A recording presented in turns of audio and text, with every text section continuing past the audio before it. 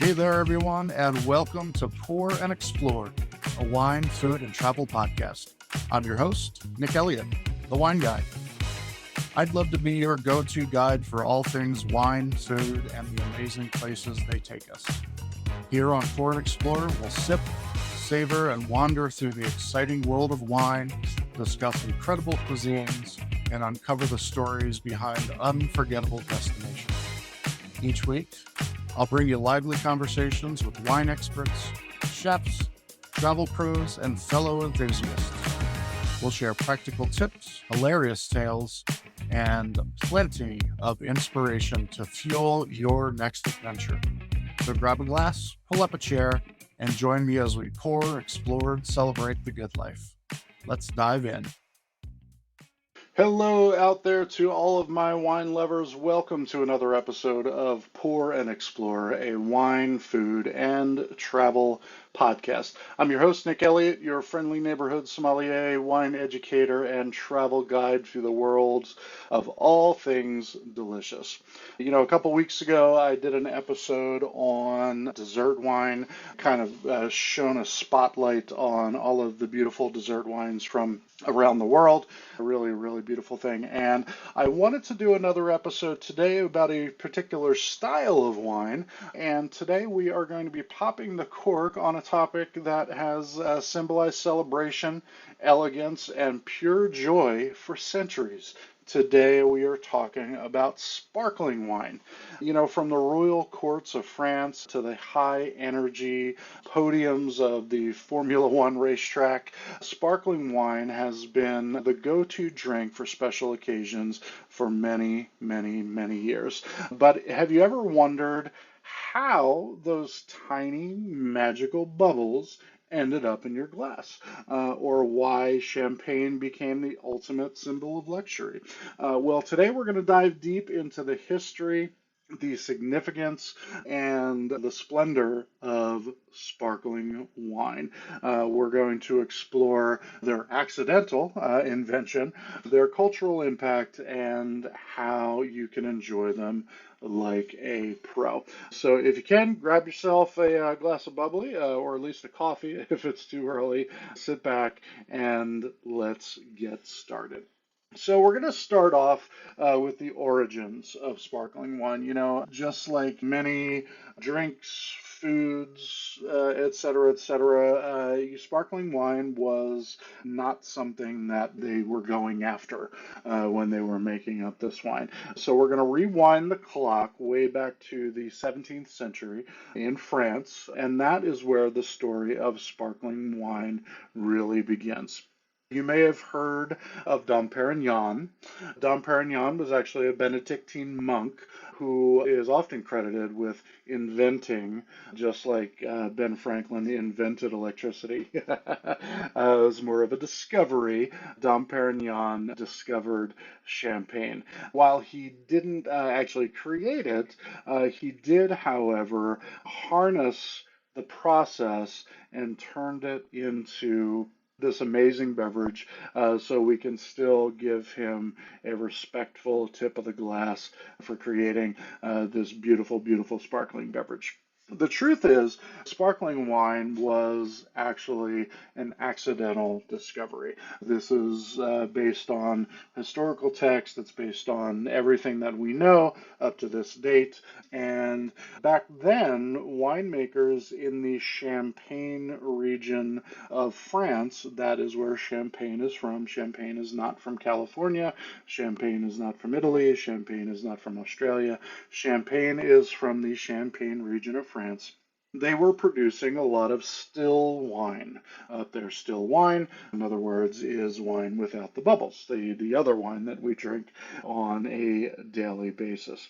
Because of the cold winters, fermentation would slow down quite a bit, and even sometimes stop completely during the fermentation process because it was so chilly out there, and the yeast just became inactive in the fermentation process. If you want to learn more about the fermentation process, hit me with a DM. I'd be happy to explain it to you. And of course, I'm pretty sure we've talked about it in another episode, so go check those out. When spring arrived, after the fermentation had stopped, the temperature started to rise and fermentation would start again. And the main component of fermentation, of that process happening, is the yeast is creating carbon dioxide. Carbon dioxide would get produced in the bottle, and the result? Bubbles. And sometimes explosions. And that is the fun part. Winemakers at the time that this was a huge problem, that bottles would just randomly explode in the cellars. And the monks were referring to the bubbles in the wine as the devil's wine. And some even believed at the time, again, we're talking about the 17th century now, some even thought that it was witchcraft. Eventually, though, people started loving the fizz in the wine, that that beautiful bubbly, tickle your tongue, tickle the roof of your mouth, and winemakers worked to control the bubbles rather than to fight them. And just like that, sparkling wine was born.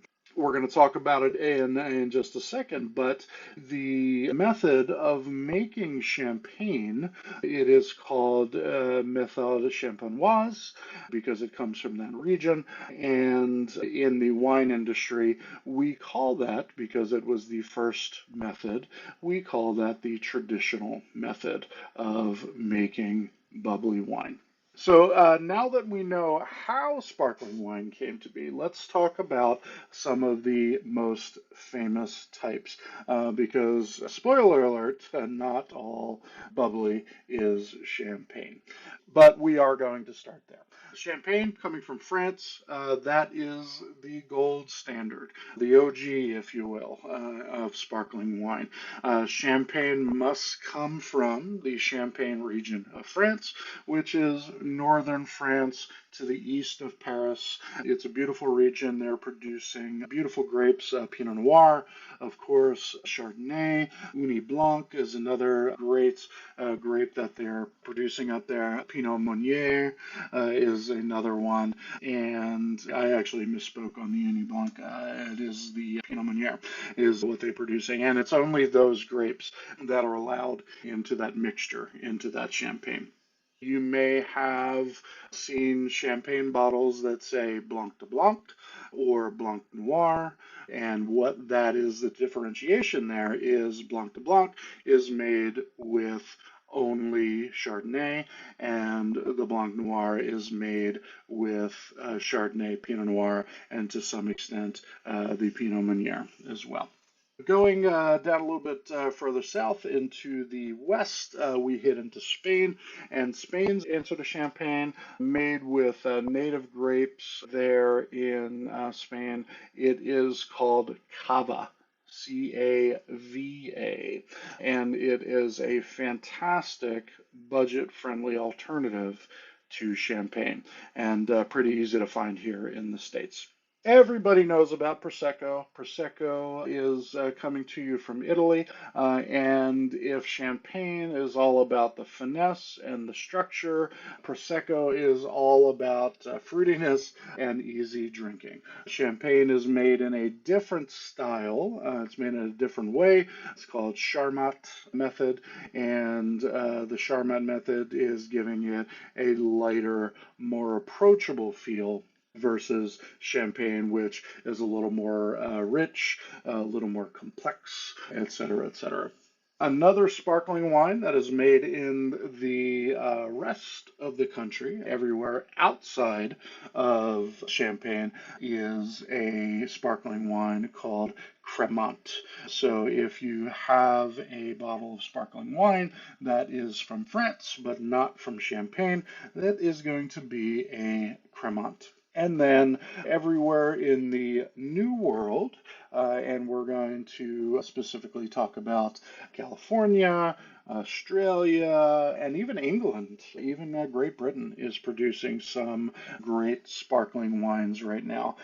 So if you're getting wine with bubbles from anywhere else in the world, they are typically called just simply sparkling wine. So depending on whether you want something crisp and elegant, like champagne, something fruity and floral like Prosecco, or rich and nutty like Cava, there is a bubbly for every taste and every occasion.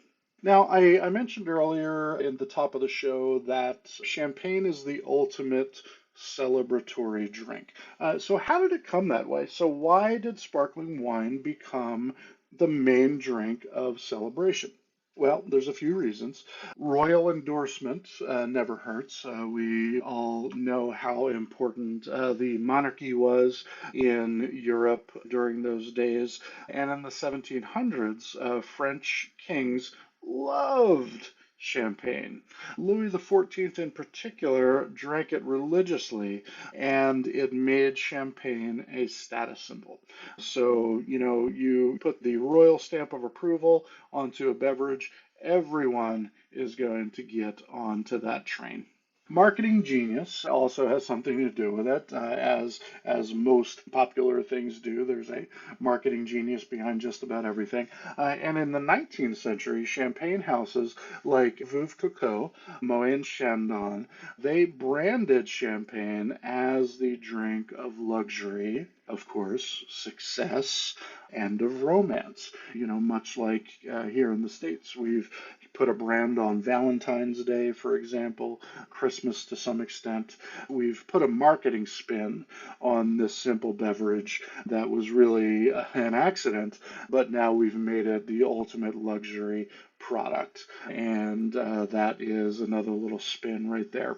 And then, of course, you can't go through a lot of pop culture or even sports without popping a bottle of champagne. After a big win, you got a bottle of sparkling wine for my Philadelphia Eagles victory in the Super Bowl this year. The wine guy had to have that. So, popping bottles, as they say in a lot of famous songs out there as well. So in pop culture, sparkling wine has a huge impact on the celebration, the feel, just getting sprayed in the face with the wine and having a good time.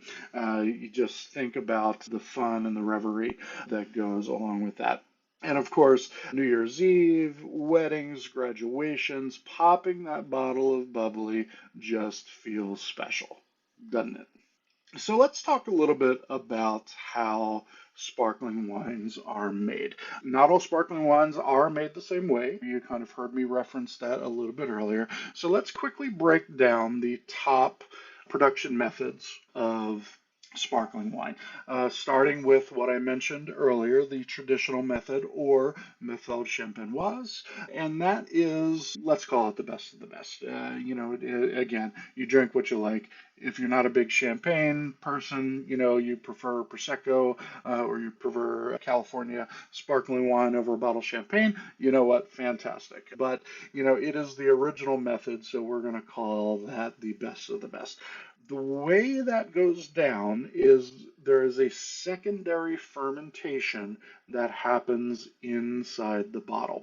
And when that fermentation is happening, as I mentioned, the main side effect of fermentation is the release of carbon dioxide. And when you trap that fermentation, when you trap that carbon dioxide in that bottle, what's going to happen is that carbon dioxide is going to get mixed back into the liquid solution until you open that bottle again. And what happens is we have been able to harness that secondary fermentation. We're creating those fine, delicate bubbles. We pop off the cap, we release all of the gunk that is built up from that secondary fermentation, we put a cork in it, and then we add a cage on top to make sure that cork does not fly out of the top of that bottle. And that is how champagne and notably cava are made in that style. The tank method, I referred to it earlier as the Charmat method, is instead of fermenting again the wine in the bottle, we are putting the wine, the still wine, in a large tank, typically stainless steel, airtight. And what's going to happen is we add more yeast and more sugar to that wine. The yeast eats that sugar, creates CO2, and again, the carbon dioxide that is produced during that fermentation is then mixed back into the solution, and we get those nice bubbles. Prosecco is noted for being made in the Charmat method. And this method, by the by, also gives you that more fruity and floral characteristic in your sparkling wine. There is another method called the ancestral method, or in the industry, we shorten that down to petnat.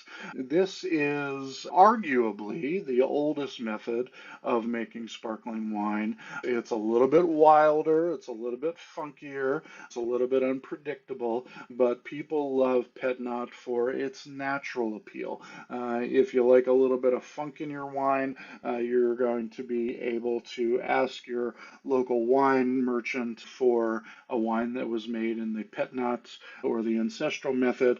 Now, I talked a lot about the champagne method, or the method champenoise, the traditional method, being the first method of making wine. And that is true to a point. Of course, just like still wine was made naturally, in the fields of Georgia 8,000 years ago, of course, secondary fermentation was happening then as well. What we've learned to do in this ancestral method, or this petnat method, we've been able to take that more wild secondary fermentation and harness it and put it into the bottle for you to enjoy. So the next time you're drinking bubbly, take a second to appreciate the craft and all of the labor, and I haven't even gone into everything that happens while that fermentation is going on. I could talk for hours about this, but I won't. So make sure that, as always, you are appreciating the product that is in your glass. You heard me talk a few weeks ago about how wine is made, and I really, really hoping that you have a better appreciation for all of the labor, the love, the blood, sweat, and tears that goes into making that bottle of sparkling wine. So now that we know where sparkling wine comes from, now that we know a little bit of story behind it, now that we know how it's made, let's talk about actually drinking sparkling wine. And I'm going to give you a few tips for drinking sparklers like a pro, like I always do. Serving temperature, you definitely want to keep your sparkling wines cold. And unlike in my last solo episode where I talked about keeping dessert wines a little bit warmer, we want to keep sparkling wine cold, cold, cold. Throw it in an ice bath, throw it in an ice bucket, stick it in the freezer for 20 minutes to get it down to temperature. You want that wine to be cold. Warm, bubbly is no bueno. No, no bueno. Glassware. There's a lot of debate nowadays. Do we drink sparkling wine out of a flute? Do we drink it out of a regular glass? Do we drink it out of a coupe glass, which is shaped kind of like one of those old-fashioned Manhattan glasses, up on the stem with the small little bowl on it? That's called a coupe. Whatever you drink your sparkling wine out of, do it your way. But I will say that drinking your sparkling wine out of a white wine glass, very similar to drinking sweeter wines or dessert wines out of a white wine glass, you are going to get more air contact over that wine, which is going to allow the aromas to really kick up out of that wine in that glass. And as you hear me talk about all the time, Smell is 80% of what we taste. So the more you can smell, the more you can taste. So if you like to drink your sparkling wines out of a flute, please do. If you like to drink your sparkling wine out of a plastic Slurpee cup, with the Star Wars logo on it, that's cool too. But go for the white wine glass, which is the smaller type of wine glass, and that is going to be the best option, in my opinion, for you.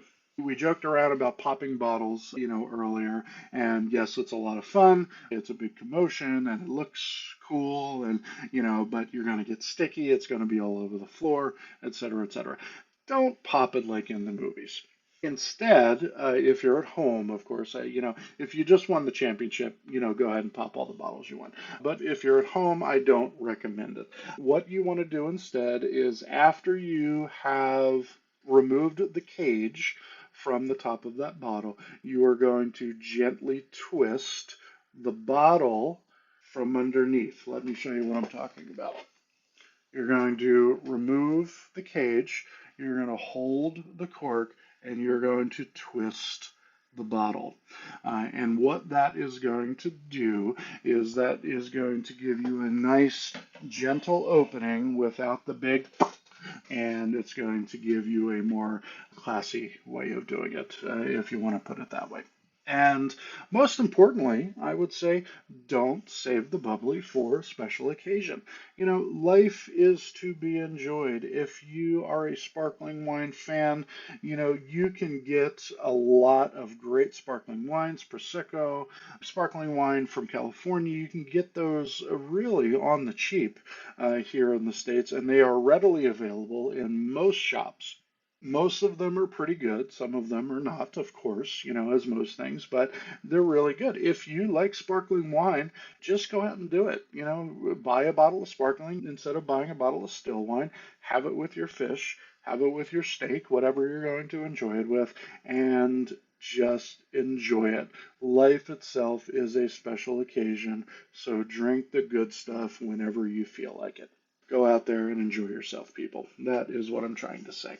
All right, that is going to wrap things up for today's episode. Sparkling wine has such a rich history, deep cultural significance, and so many different styles to explore. Whether you're into champagne, whether you're into Prosecco, or something new world, sparkly, there is a bubbly out there for everyone. So get out there and explore.